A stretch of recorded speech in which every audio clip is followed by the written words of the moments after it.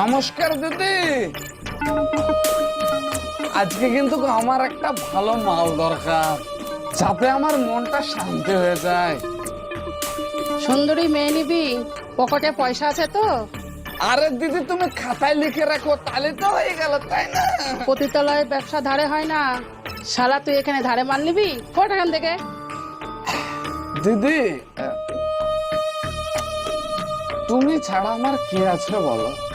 আমি এবার আমি বুঝতে পেরেছি। তুমি কিছু খেয়েছো?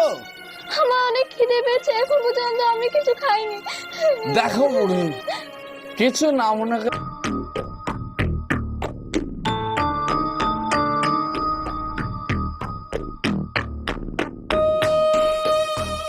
হরি হরি করে তোর 1 ঘন্টা হয়ে গেছে, বেড়া করে, শুনতে পাচ্ছিস?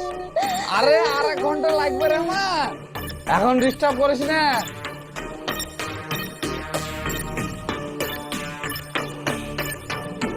হ্যাঁ, আমার পার্সোনাল জিনিসে তুমি মাথা ঢুকায়ো না।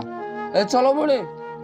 ডাল মে কুছ কালা है আমার দেখে কিরকম সন্দেহ সন্দেহ মনে হয়েছে।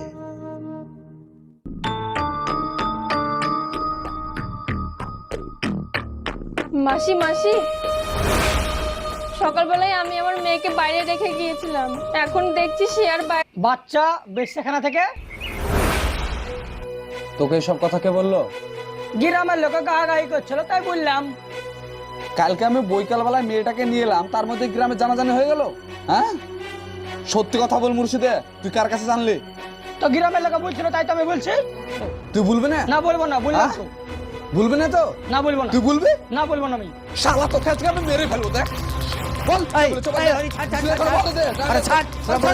কি সব উল্টা পাল্টা কথা এই তো বলছিস? চালে ধরছা, পয়সা লাগবে না চাই, এটা মারামারি করার জায়গা না, এটা ব্যবসার জায়গা, বুঝলি? তাদের জায়গা। শুনো চাচা, তুমি কিন্তু এই কাজটা খুব খারাপ করলে। হ্যাঁ, এই বিষয়টা তুমি ছাড়া কিন্তু